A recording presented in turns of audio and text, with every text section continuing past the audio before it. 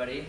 My name is Andrew Ironside, and I'm very pleased to introduce you tonight to a man known from the Atlantic to the Pacific, from one end of the AM dial to the other, as the bulwark of civilization. Indeed, his middle name could be civilization, civility, or conservative if they were spelled phonetically, except conservative, obviously. Please welcome the next President of the United States, Senator William S. Klein.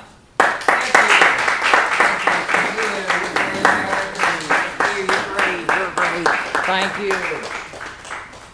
Thank you. That was a terrific introduction, and the most important part of it is that it was non-union. I'm sure my legislative reputation precedes me here in this room. You know, 7 of the last 9 years in the Senate, I have been fighting hard. I've introduced the right to introduce public speakers legislation. We're making progress every day. The other great thing about that introduction is it was a real American just like you. There are a lot of celebrities who have endorsed me. Sure, not maybe Oprah, not maybe Maria Shriver, not maybe Oprah Shriver, or whatever they got. But just today, I got a new endorsement from a big celebrity, the vomiting E-Tray baby. I'm real excited. He said, come on in. All right, well, I'm fine too. If you come on in and sign up, I'll get your email. I'll solicit you for money. So the E-Trade baby, right? I mean, he trades stocks. He knows that my plan to eliminate the capital gains tax is going to benefit him. And while I may not agree with his right to vomit publicly on television, I agree with his right not to have been aborted, which is what allows him to vomit publicly today. So I want to get you guys aware of what we're about to do. It's going to be a town hall meeting. I'm going to do a little yakety yak or do a little question. And so I want to get you guys warmed up for your question. Now, the way I warm myself up is I do elocution, which sounds very highfalutin, sounds like something an elite might do. But elocution sounds like election. And when words sound the same in American, there's a reason for that. Jesus spoke American, the Bible's in American. When words are the same, there's a reason for that. My current elocution lesson is B. Hussein is too vain for the plane. B. Hussein is too vain for the plane. Who is too vain? B. Hussein. B. Hussein. Who knows he's insane? The plane from the plains. Actually, a while ago, I had a Hillary elocution about which was a person that stole this sandwich, who switched the rich sandwich with the sandwich filled with pitch. I know I'll snitch on that dumb Hillary. The dumb Hillary. Actually, I had another one about the runts that punt with Carl Munn, but Roger Stone of Citizens United Not Timid sued me for trademark violation. Now, you don't want to mess with Roger Stone. He not only has a lot of lawyers, but I hear he likes to punch at people. Or at least that's how I take the fact that he's a known swinger. That's what I think. So that's how I warm myself up. I warm myself up with elocution. But you can't all elocute at once. It would be too like la la la. So you guys know how a political audience gets warmed up these days. Barack Obama stands up there. He quotes Bob the Builder. He says, "Can we build it?" And you say, Yes, we can. Can we build it? Yes, we can. And you're laughing because this is a very facile. It's like, you're very dumb. I trust you guys. You guys are smarter than that. Moreover, yes, we can is what Barack Obama does. And he's the student. So we should do it the way his master, Reverend Jeremiah Wright, does it. So I prepared a little cue card to help you out. We're going to get you guys warmed up. You guys ready? Yeah. Okay. Obama's pastor is quite freaky, screaming and yelling at his dashiki. Goddamn America, that ain't right. Okay, this is you.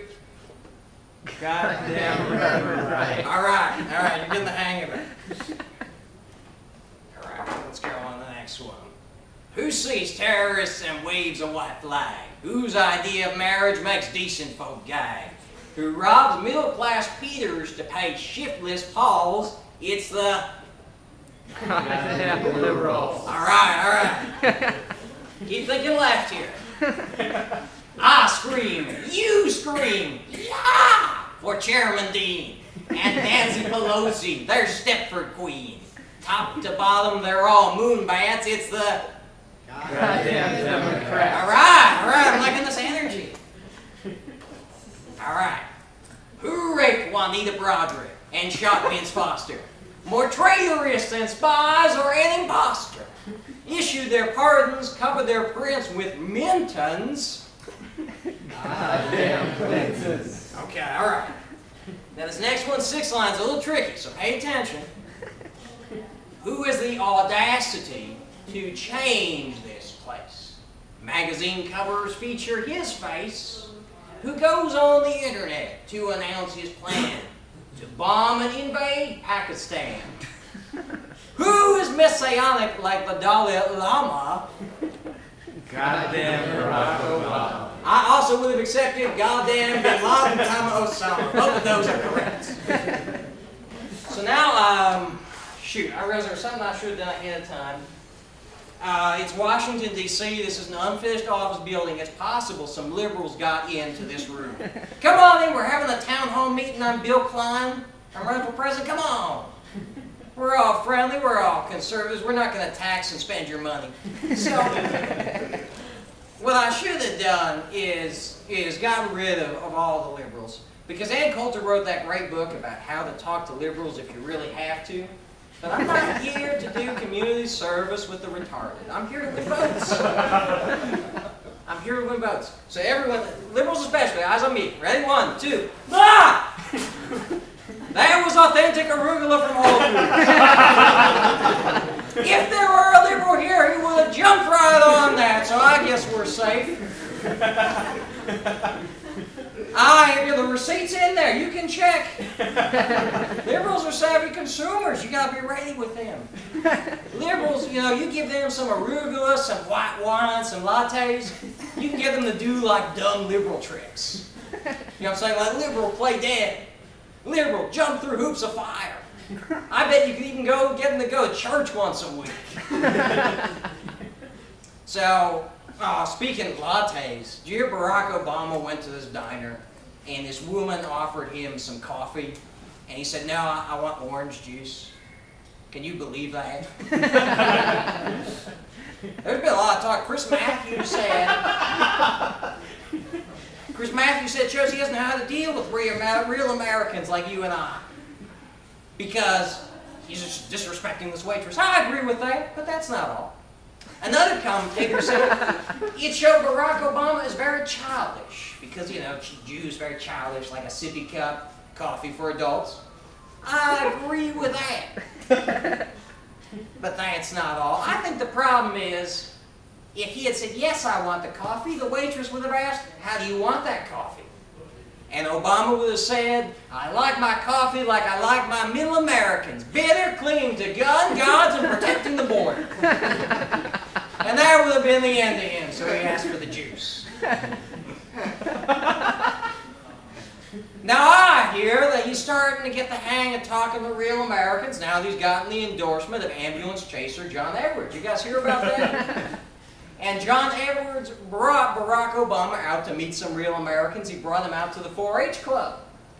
But it's not the 4-H Club that you and I know. This is the House Hedge Fund Haircut Hypocrite 4-H Club. So what are you going to do?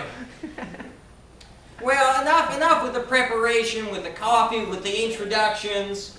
Good evening, Washington. Let me introduce myself. I'm Bill Klein. I'm running for President of the United States. Thank you.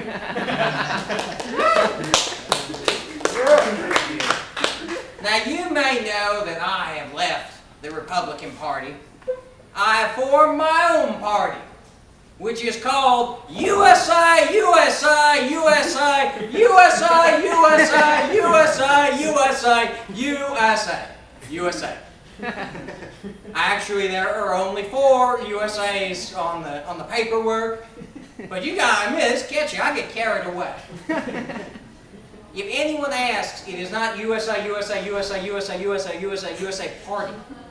Because we all know the party is the Communist Party, and the only thing I do with communists is beat them.